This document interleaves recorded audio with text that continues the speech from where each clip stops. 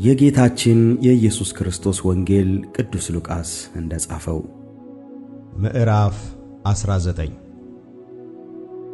ወደ ኢያሪኮም ገብቶ ያልፍ ነበር። እነሆም ዘኬዎስ የሚባል ሰው፣ እርሱም የቀራጮች አለቃ ነበር፣ ባለጠጋም ነበር። ኢየሱስንም የትኛው እንደሆነ ሊያይ ይፈልግ ነበር። ቁመቱም አጭር ነበርና ስለ ሕዝቡ ብዛት አቃተው። በዚያችም መንገድ ያልፍ ዘንድ አለውና ያየው ዘንድ ወደፊት ሮጦ በአንድ ሾላ ላይ ወጣ። ኢየሱስም ወደዚያ ስፍራ በደረሰ ጊዜ አሻቅቦ አየና፣ ዘኬዎስ ሆይ ዛሬ በቤትህ ውል ዘንድ ይገባኛልና ፈጥነህ ውረድ አለው። ፈጥኖም ወረደ፣ በደስታም ተቀበለው። ሁሉም አይተው ከኃጢአተኛ ሰው ጋር ሊውል ገባ ብለው አንጎራጎሩ።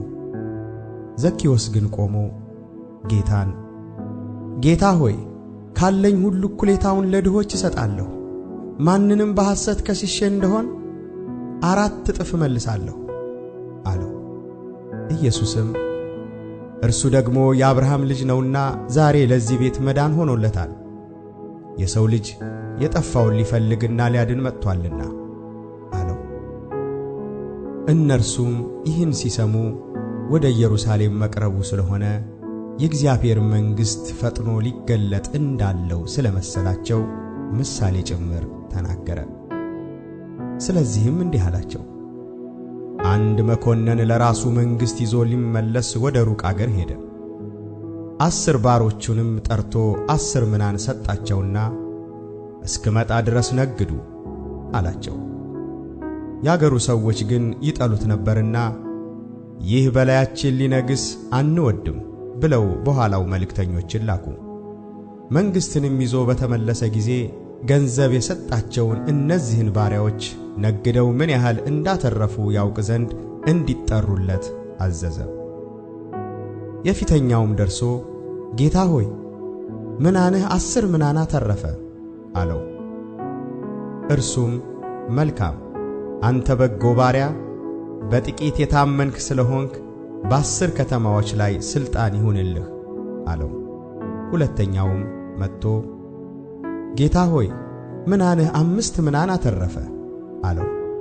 ይህንም ደግሞ አንተም በ5 ከተሞች ላይ ሁን አለው።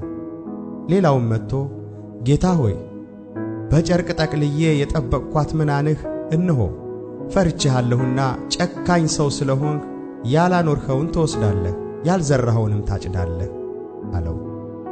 እርሱም አንተ ክፉ ባሪያ፣ አፍህ በተናገረው ፈርድብሃለሁ።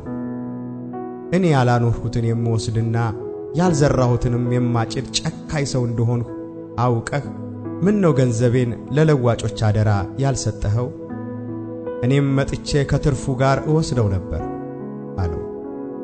በዚያም ቆመው የነበሩትን ምናኑን ውሰዱበት፣ 10 ምናን ላለውም ስጡት አላቸው።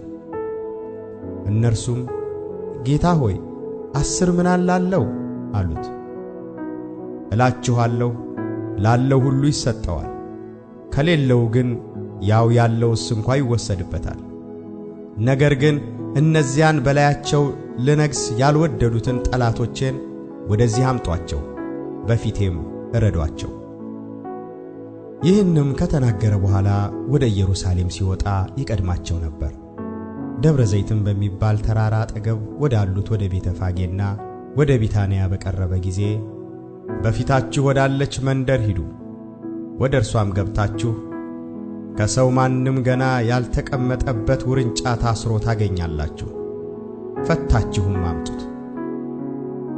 ማንም ስለምን ትፈቱታላችሁ ብሎ ቢጠይቃችሁ እንዲሁ ለጌታ ያስፈልገዋል በሉ አላቸው። የተላኩትም ሄደው እንዳላቸው አገኙ።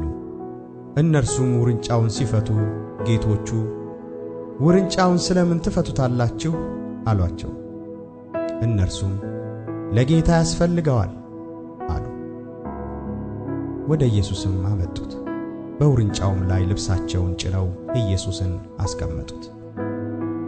ሲሄድም ልብሳቸውን በመንገድ ያነጥፉ ነበር። ወደ ደብረ ዘይትም ቁልቁለት አሁን በቀረበ ጊዜ ደቀ መዛሙርቱ ሁላቸው ደስ እያላቸው ታምራትን ሁሉ ስላዩ በታላቅ ድምፅ እግዚአብሔርን ሊያመሰግኑ ጀምረው በጌታ ስም የሚመጣ ንጉሥ የተባረከ ነው፣ በሰማይ ሰላም በአርያምም ክብር አሉ። ከሕዝቡም መካከል ከፈሪሳውያን አንዳንዱ መምህር ሆይ ደቀ መዛሙርትህን ገሥጻቸው አሉት። መልሶም እላችኋለሁ እነዚህ ዝም ቢሉ ድንጋዮች ይጮኻሉ አላቸው። ሲቀርብም ከተማይቱን አይቶ አለቀሰላት እንዲህ እያለ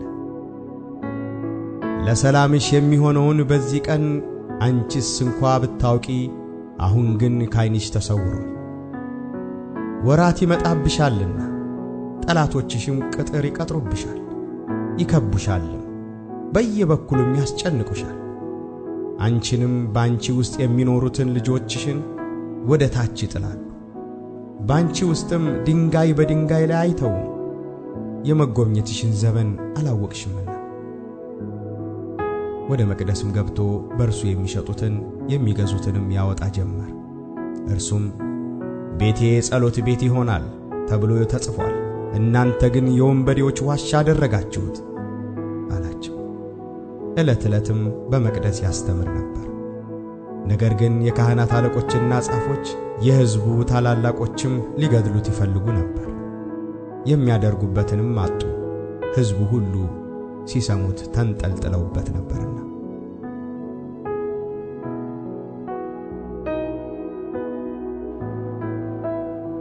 የጌታችን የኢየሱስ ክርስቶስ ወንጌል ቅዱስ ሉቃስ እንደጻፈው ምዕራፍ 20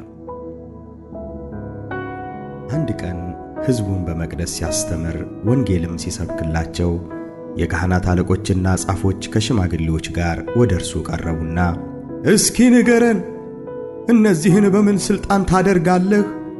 ወይስ ይህን ሥልጣን የሰጠህ ማን ነው? ብለው ተናገሩት። መልሶም እኔ ደግሞ አንዲት ነገር እጠይቃችኋለሁ፣ እናንተም ንገሩኝ። የዮሐንስ ጥምቀት ከሰማይ ነበረችን ወይስ ከሰው? አላቸው። እርስ በርሳቸውም ሲነጋገሩ ከሰማይ ብንል ስለምን አላመናችሁበትም ይለናል፣ ከሰው ብንል ግን ሕዝቡ ሁሉ ይወግሩናል፣ ዮሐንስ ነቢይ እንደነበረ ሁሉ ያምኑ ነበርና አሉ። መልሰውም ከወዴት እንደሆነ አናውቅም አሉት። ኢየሱስም እኔም በምን ሥልጣን እነዚህን እንዳደርግ አልነግራችሁም አላቸው። ይህንም ምሳሌ ለሕዝቡ ይላቸው ጀመር። አንድ ሰው የወይን አትክልት ተከለ፣ ለገበሬዎችም አከራይቶ ለብዙ ዘመን ወደ ሌላ አገር ሄደ። በጊዜውም ከወይኑ አትክልት ፍሬ እንዲሰጡት አንድ ባሪያ ወደ ገበሬዎች ላከ። ገበሬዎቹ ግን ደበደቡት፣ ባዶውንም ሰደዱት። ጨምሮም ሌላውን ባሪያ ላከ። እነርሱ ያን ደግሞ ደበደቡት፣ አዋረዱትም፣ ባዶውን ሰደዱት። ጨምሮም ሦስተኛውን ላከ። እነርሱም ይህን ደግሞ አቁስለው አወጡት። የወይኑም አትክልት ጌታ ምን ላድርግ? የምወደውን ልጄን እልካለሁ፣ ምናልባት እርሱን አይተው ያፍሩታል አለ።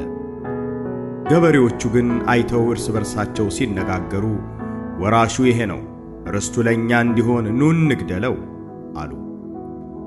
ከወይኑም አትክልት ወደ ውጭ አውጥተው ገደሉት። እንግዲህ የወይኑ አትክልት ጌታ ምን ያደርጋቸዋል? ይመጣል፣ እነዚህንም ገበሬዎች ያጠፋል፣ የወይኑንም አትክልት ለሌሎች ይሰጣል። ይህንም በሰሙ ጊዜ ይህስ አይሆን አሉ።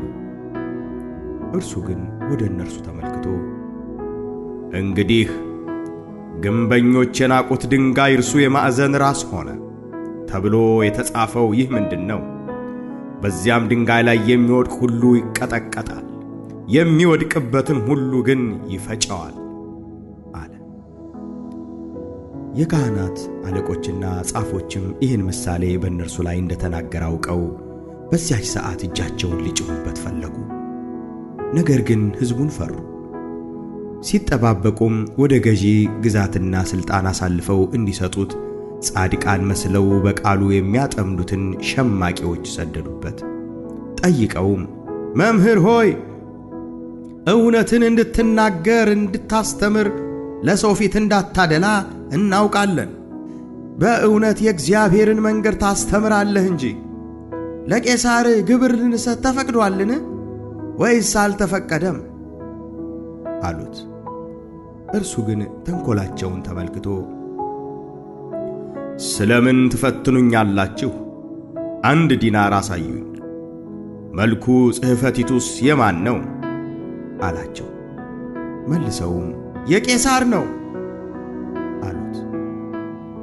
እርሱም እንኪያስ የቄሳርን ለቄሳር የእግዚአብሔርንም ለእግዚአብሔር አስረክቡ አላቸው።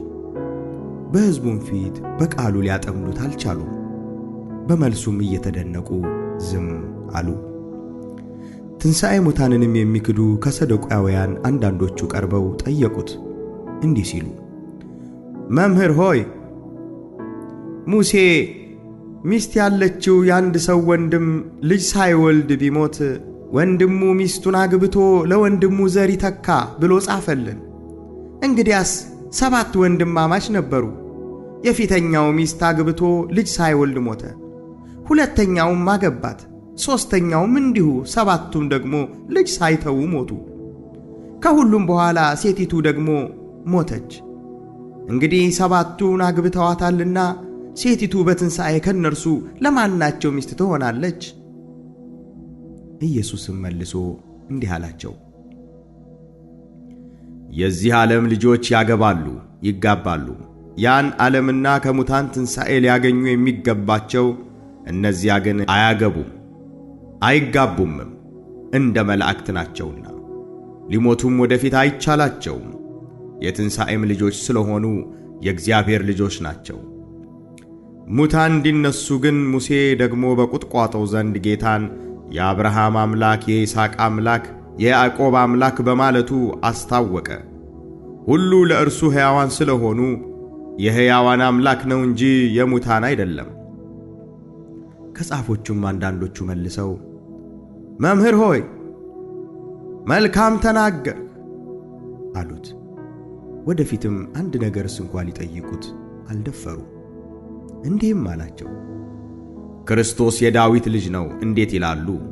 ዳዊትም ራሱ በመዝሙራት መጽሐፍ ጌታ ጌታዬን ጠላቶችህን ለእግርህ መረገጫ እስካደርግልህ ድረስ በቀኜ ተቀመጥ አለው ይላል።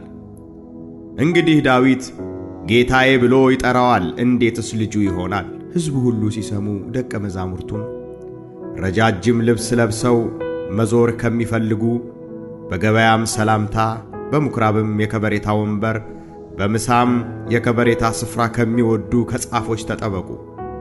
የመበለቶችን ቤት የሚበሉ ጸሎታቸውንም በማስረዘም የሚያመካኙ እነዚህ የባሰ ፍርድ ይቀበላሉ አለ።